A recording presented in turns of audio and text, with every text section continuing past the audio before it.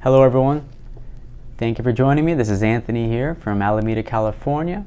I'm enjoying some fresh pressed orange juice, some mangoes, and it's March 23rd, 2020. I'm speaking to you during this period of coronavirus panic, and I've had a lot of messages and questions regarding what's going on, a lot of concerns. I see it in the streets. Many of us are living in fear. And the purpose of this video is just to remind myself and those of you that would like to listen to this and consider this, we need to consider receiving information that enables us.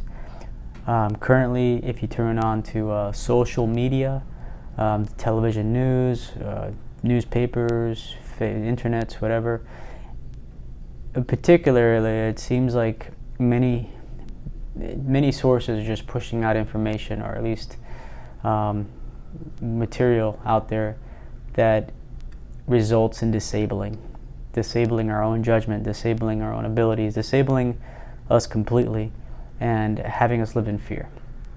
Period. I'm not speaking about a conspiracy theory, or I don't care for magic and spiritual stuff and all these cool ideas that may or may not exist. If you simply try to do some research, read a book, read something that enables you, empowers you, build a new skill or improve a skill that you already have. Look for ways to enable yourself. It's very tempting to go in part to distract ourselves or to numb ourselves. Many of us are turning to drugs, alcohol, eating foods that do snacks and junk. It's a panic mentality. And if you listen to some of the leading virologists, people that dedicate their lives, their careers, their professions, their credit to studying viruses, some of them will even speak about cofactors being very important. Someone in the medical profession, such as Dr. Campbell, Dr. Esselstyn, famous for the China study, and many other doctors. I don't want to limit them, but of course Dr. Neil Bernard, Dr. McDougall. Do your own searching around, exploring, consider things. I won't say that anything that is being said is truthful. I won't even say what I'm saying is truthful. Go out there and explore. Go out there and explore yourself. Go out there and go running, go walking, go see how things work. I mean, the general mentality from the United States government, as well as many other governments, is stay indoors.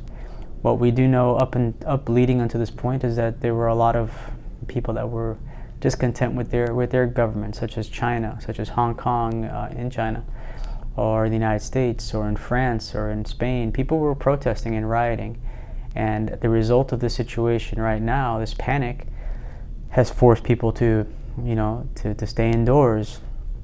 Many of the governments are threatening their people. Even in Brazil, they're threatening their people that if you're outside, they'll do this and do that to you.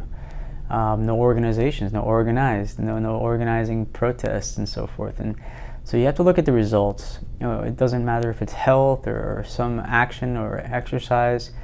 If the results are what they are and you're observing these results, you see that, it seems like the result may not be the intention, but that's what's going on.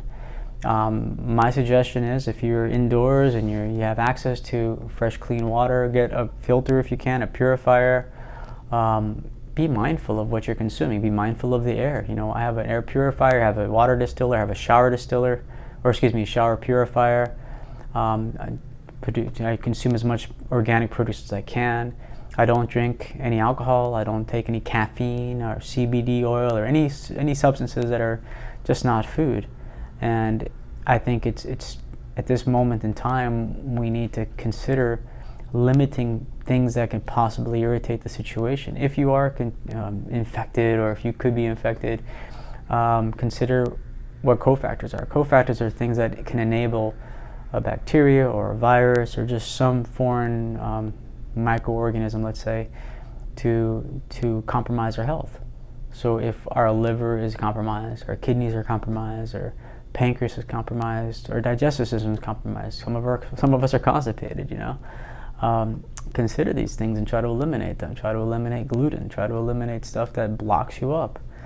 For me, I consume mostly fresh, raw, vegan, organic produce, plant-based produce. If I can't find organic, I'll get conventionally grown. I'll ask if the produce is sprayed or so forth. So do the best you can at the moment and stick to a plant-based diet. Remove the chances of being sick. That's very, very important for us to do right now. And communicate with people you care about. And also distance yourself from people that are just spreading fear and disabling yourself and disabling themselves.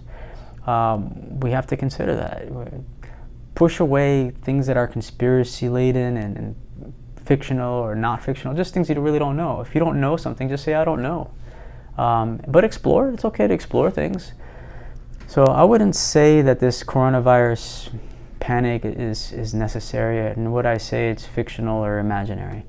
What I'm saying is I'm looking for ways to enable myself and enable people that want to be enabled around me. Look for ways to be productive. Look for businesses that will help, produce better results, better income. There's things to be home-based businesses that are successful. There are some that aren't. There's some to be careful about. In the meantime, focus on improving your life. Things that could improve your life is like, once again, read a book. Avoid fictitious movies that just send you in fantasy land. I mean, they're enjoyable. I can agree to that. I'm guilty of enjoying those pleasures.